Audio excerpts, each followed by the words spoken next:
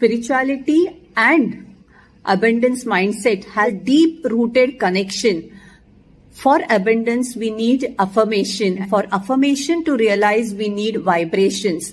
Vibrations are very important because whole energy which is created in the universe also, as well as we have the part of that energy in us that is created through vibration. So if we want our affirmation to realize, if we want to reach to our abundance mindset, we have to pull ourselves to that higher level of vibration. Just check the vibrational chart. It's not easily possible.